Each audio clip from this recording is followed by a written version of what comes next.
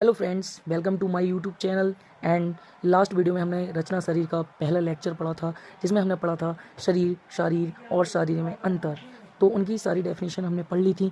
तो हम next lecture में बात करेंगे आयुर्वेद के प्रयोजन, मीन्स शरीर ज्ञान का प्रयोजन और शरीर ज्ञान की उपयोगिता। तो सबसे पहले पढ़ेंगे शरीर ज्ञान का प्रयोजन या आयुर्वेद का प्रयोजन। तो प्रयोजनम चास्य स्वास्थ्य स्वास्थ्य रक्षणम आतुरस्य विकार प्रशमनम च।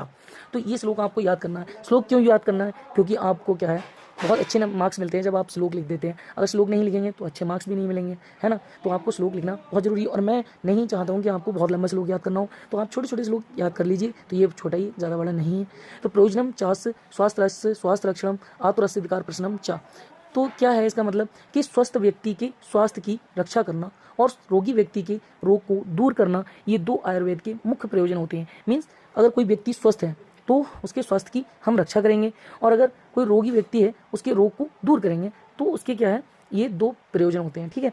तो शरीर में होने वाली, आगे बढ़ते हैं, शरीर में होने वाली डिजीज, मान लिया हमारी बॉडी है, उसमें कोई डिजीज हो जाती है, तो उसकी सबसे पहले क्या करते हैं, उसके कॉजेज देखते हैं, ये बीमारी हुई क्यों है, तथा उनके सिम्टम्स और साइन देखते हैं, उसको समझते हैं और उस डिजीज़ का जो है डायग्नोसिस करते हैं, मीन्स निदान करते हैं। और उसके बाद क्या करते हैं, उसका ट्रीटमेंट करने के लिए विभिन्न उपक्रम कर उस व्याधिग्रस्त शरीर को क्या करते हैं, हम देखिए स्वस्थ बनाना, तथा उसकी स्वास्थ्यावस्था में भी विभिन्न आहार विहार, दिनचर्या, ऋतुचर्या, इनके नियमों का पालन कराकर और अनेक उपक्रमों द्वारा शरीर को स्वस्थ ही बनाए रखना, व्याधिग्रस्त नहीं होने देना, ऐसे दोनों तरह के कार्य आयुर्वेद शास्त्र करता है। मीन्स कोई भी डिजीज़ हमारी बॉडी में हो जा रही है तो उसको क्या करेंगे, हम उस डिजीज़ के कॉजेज़ को पहचानेंगे, उसके साइन एंड सिम्टम को देखेंगे, उस डिजीज़ का डायग्नोसिस करेंगे और उसका ट्रीटमेंट करेंगे।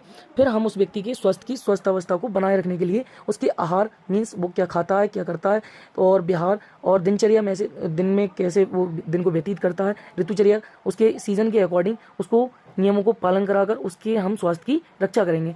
तो ये आयुर्वेद का उद्देश्य है, ठीक है। तो अब पढ़ते हैं नेक्स्ट कि आयुर्वेदीय शरीर में दार्शनिक और प्रत्यक्ष दोनों विषयों का समावेश होता है। दो विषय, दार्शनिक और प्रत्यक्ष, दोनों का आयुर्वेदीय शरीर में समावेश होता है। आयुर्वेद के अनुसार उत्तम चिकित्सक किसे माना जाता है? उत्तम चिकित्सक उसे ही माना जाता है जिसे प्रत्यक्ष और दार्शनिक दोनों विषयों का ज्ञान होता है, ठीक है।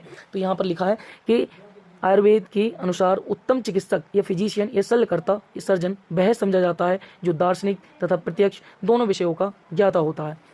अब बात करते हैं शरीर ज्ञान की उपयोगिता के संबंध में विशेष तथ्य। तो ये हमने जो अभी पढ़ा, प्रयोजन और ये उपयोगिता, ये दोनों बहुत ही इंपॉर्टेंट है। तो यहाँ पर आप उपयोगिता पढ़ते हैं, शरीर ज्ञान की उपयोगिता के संबंध में विशेष तथ्य क्या है। सबसे पहले हमें विकृति के ज्ञान से पहले प्रकृति का ज्ञान होना आवश्यक है। आगे हम क्रिया शरीर जब पढ़ेंगे तो उसमें हम प्रकृति नाम से एक चैप्टर भी है पूरा, तो उसके बारे में जब अध्ययन करेंगे तो आपको पता लगेगा कि प्रकृति क्या चीज़ होती है। तो विकृति के ज्ञान से पहले आपको प्रकृति का ज्ञान होना आवश्यक होता है, ठीक है।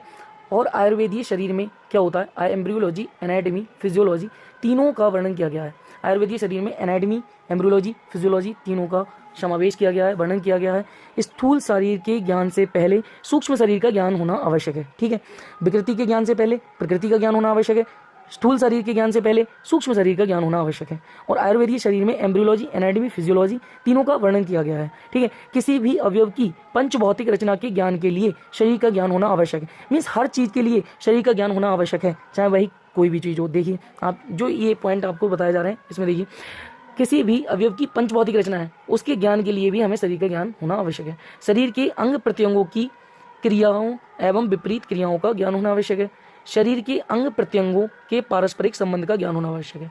मीन्स शरीर के जो अंग हैं और प्रत्यंग हैं उनका जो पारस्परिक आपस में संबंध है उनका भी ज्ञान होना आवश्यक है। तो एक बार रिपीट करता हूँ थोड़ा सा मैं, विकृति के ज्ञान से पहले प्रकृति का ज्ञान होना आवश्यक है। आयुर्वेदीय शरीर में एम्ब्रियोलॉजी, एनाटमी, फिजियोलॉजी तीनों का वर्णन किया गया है। स्थूल शरीर के ज्ञान से पहले सूक्ष्म शरीर का ज्ञान होना आवश्यक है। किसी भी अवयव की पंचभौतिक रचना के ज्ञान के लिए शरीर का ज्ञान होना आवश्यक है। शरीर के अंग प्रत्यंगों की क्रियाओं एवं विपरीत क्रियाओं का ज्ञान होना आवश्यक है। शरीर के अंग प्रत्यंगों के पारस्परिक संबंध का ज्ञान होना आवश्यक है। और क्या क्या आवश्यक है आगे हम पढ़ते हैं। नेक्स्ट आइए पढ़ते हैं नेक्स्ट। तो इसमें क्या है, विधि वेदक। विधि वेदक की दृष्टि से शरीर का ज्ञान आवश्यक है। विधि वेदक क्या है आपको अब बताते हैं।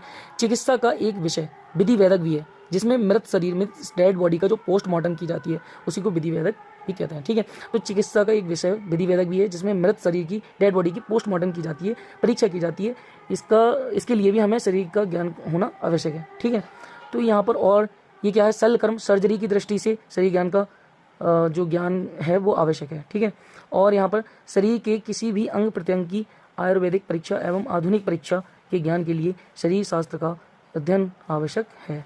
अगर आप ये श्लोक याद करना चाहते हैं तो कर सकते हैं। शरीरम सर्वथा सर्व सर्वदा वेद्यो भेषज आयुर्वेदम सकार्थसन वेद लोक सुख प्रदम। ठीक है, तो यहाँ पर हमारा शरीर ज्ञान का प्रयोजन और शरीर ज्ञान की उपयोगिता खत्म हो गई और मतलब एंड हो गया। और अब हम नेक्स्ट वीडियो में पढ़ेंगे शरीर शास्त्र के विभाग। 2 विभाग होते हैं, रचना शरीर और क्रिया शरीर। तो हम पढ़ेंगे इसको, रचना शरीर क्या है और क्रिया शरीर क्या है। उसके बाद हम पढ़ेंगे षडांग शरीर, कूर्चा, कंडरा वगैरह। तो 2-3 लेक्चर लग जाएंगे पहले चैप्टर में। तो अगर आपको हमारी वीडियो अच्छी लगती है तो प्लीज़ लाइक तो करी दें।